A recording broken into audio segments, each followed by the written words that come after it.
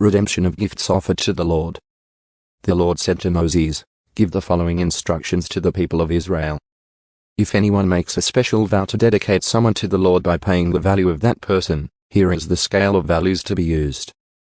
A man between the ages of 20 and 60 is valued at 50 shekels of silver, as measured by the sanctuary shekel. A woman of that age is valued at 30 shekels of silver. A boy between the ages of 5 and 20 is valued at 20 shekels of silver. A girl of that age is valued at 10 shekels of silver. A boy between the ages of 1 month and 5 years is valued at 5 shekels of silver. A girl of that age is valued at 3 shekels of silver. A man older than 60 is valued at 15 shekels of silver. A woman of that age is valued at 10 shekels of silver. If you desire to make such a vow but cannot afford to pay the required amount, take the person to the priest. He will determine the amount for you to pay based on what you can afford. If your vow involves giving an animal that is acceptable as an offering to the Lord, any gift to the Lord will be considered holy. You may not exchange or substitute it for another animal, neither a good animal for a bad one nor a bad animal for a good one. But if you do exchange one animal for another, then both the original animal and its substitute will be considered holy.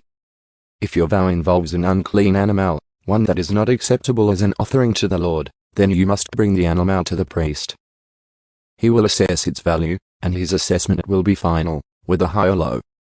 If you want to buy back the animal, you must pay the value set by the priest, plus 20%.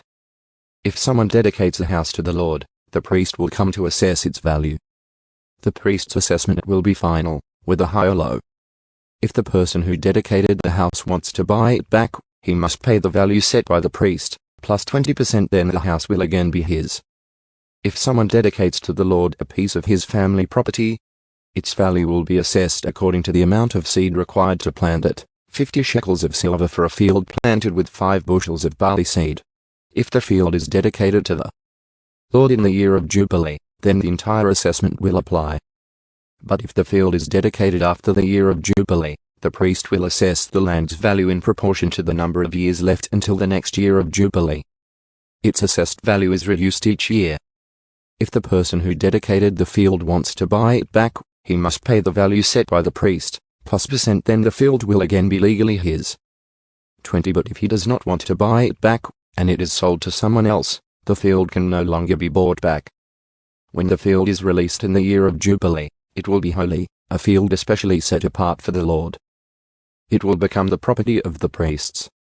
If someone dedicates to the Lord a field he has purchased but which is not part of his family property, the priest will assess its value based on the number of years left until the next year of Jubilee. On that day he must give the assessed value of the land as a sacred donation to the Lord. In the year of Jubilee the field must be returned to the person from whom he purchased it, the one who inherited it as family property. All the payments must be measured by the weight of the sanctuary shekel, which equals 20 gerahs. You may not dedicate a firstborn animal to the Lord, for the firstborn of your cattle, sheep, and goats already belong to him.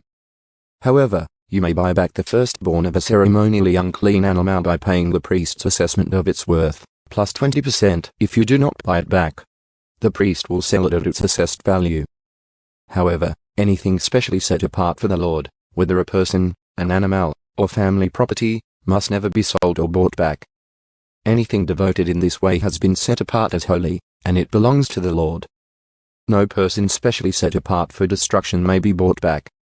Such a person must be put to death. 1/10 of the produce of the land, whether grain from the fields or fruit from the trees, belongs to the Lord and must be set apart to him as holy. If you want to buy back the Lord's 10th of the grain or fruit, you must pay its value, plus 20%. Count off every 10th animal from your herds and flocks and set them apart for the Lord as holy. You may not pick and choose between good and bad animals, and you may not substitute one for another. But if you do exchange one animal for another, then both the original animal and its substitute will be considered holy and cannot be bought back. These are the commands that the Lord gave through Moses on Mount Sinai for the Israelites.